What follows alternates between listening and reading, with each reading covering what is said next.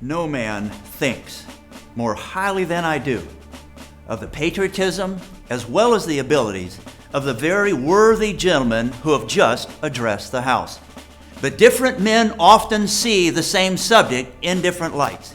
And therefore I hope it will not be thought disrespectful to those gentlemen if, entertaining as I do opinions of a character very opposite of theirs, I shall speak forth my sentiments freely and without reserve. This is no time for ceremony. The question before the House is one of awful moment to this country. And for my own part, I consider it as nothing less than a question of freedom or slavery. And in proportion to the magnitude of the subject, ought to be the freedom of the debate. It is only in this way that we can hope to arrive at truth and to fulfill the great responsibility which we hold to God and our country. Should I keep back my opinions at such a time for fear of giving offense, I shall consider myself as guilty of treason towards my country and of an act of disloyalty towards the majesty of heaven, whom I revere above all earthly kings. Mr. President, it is natural for man to indulge in the illusions of hope. We are apt to shut our eyes against a painful truth and listen to the song of that siren till she transforms us into beasts. Is this the part of wise men engaged in a great and arduous struggle for liberty? Are we disposed to be of the number of those who, having eyes, see not, and having ears, hear not those things which so nearly concern their temporal salvation? For my part, whatever anguish of spirit it may cost, I am willing to know the whole truth and to know the worst and to provide for it. I have but one lamp by which my feet are guided, and that is the lamp of experience. I know of no way of judging the future but by the past. And judging by the past, I wish to know what there has been in the conduct of the British ministry in the past 10 years to justify those hopes with which gentlemen have been pleased to solace themselves in the House. Is it that insidious smile with which our petition has been lately received? Trust it not, sir.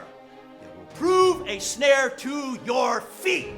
Suffer not yourselves to be betrayed with a kiss. Ask yourselves how this gracious reception of our petition comports with those warlike preparations that cover our waters and darken our land. Are fleets and armies necessary to a work of love and reconciliation? Have we shown ourselves so unwilling to be reconciled that force must be called in to win back our love? Let us not deceive ourselves, sir. These are the implements of war and subjugation, the last arguments to which kings resort. I ask gentlemen, sir, what means this martial array? If its purpose be not to force us into submission, can gentlemen assign any other possible motive for it? Has Great Britain any enemy in this quarter of the world to justify all this accumulation of navies and armies? No, sir, she has none. They are meant for us, and they cannot be meant for any other. They are meant to bind and rivet upon us those chains which the British ministry has been so long forging. And what have we to oppose them? Shall we try argument? Sir, we've been trying that for the past 10 years. Have we anything new to offer upon the subject? Nothing! We have held the subject up in every light of which it is capable, and it has been all in vain. Shall we resort to entreaty and humble supplication? What terms shall we find which have not been already exhausted? Let us not, I beseech you, sir, deceive ourselves. We have done everything that could be done to avert the storm that is now coming on. We have petitioned. We have remonstrated. We have supplicated.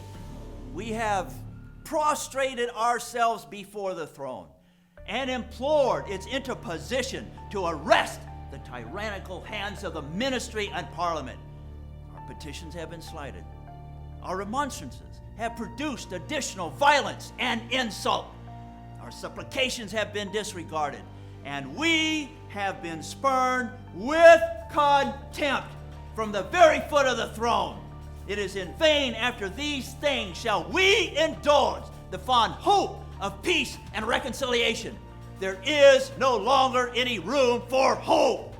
If we wish to be free, if we mean to preserve inviolate those inestimable privileges for which we have been so long contending, if we mean not basely to abandon the noble struggle in which we have been so long engaged, and which we have pledged ourselves never to abandon until the glorious object of our contest shall be obtained, we must fight.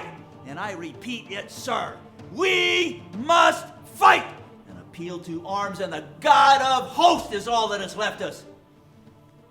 They tell us, sir, that we are weak, unable to cope with so formidable an adversary. But when shall we be stronger? Will it be the next week? Or the next year? Will it be when we are totally disarmed and a British guard shall be stationed in every house? Shall we gather strength by irresolution and inaction? Shall we acquire the effectual means of resistance by lying supinely on our backs and hugging the delusive phantom of hope till our enemy shall have bound us hand and foot? Sir, we are not weak. If we make a proper use of those means which the God of nature has placed in our power, 3 millions of people armed in the holy cause of liberty, and in such a country as that which we possess, are invincible by any force our enemy can send against us. Besides, sir, we shall not fight our battles alone. There is a just God who presides over the destinies of nations, and who will raise up friends to fight our battles for us. The battle, sir, is not to the strong alone. It's to the vigilant, the active, the brave. Besides, sir, we have no election if we were base enough to desire it. It is now too late to retire from the contest.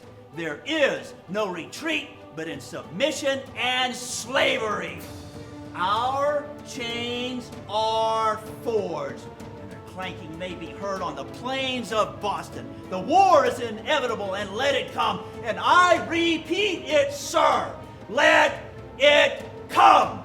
It is in vain, sir, to extenuate the matter. Gentlemen may cry, peace, peace, when there is no peace. The war has actually begun. The next gale that sweeps from the north will bring to our ears the clash of resounding arms. Our brethren are already in the field. Why stand we here idle? What is it the gentlemen wish? What would they have? Is life so dear and peace so sweet to be purchased at the price of chains and slavery? Forbid it, Almighty God! I know not what course others may take, but as for me, give me liberty or give me death!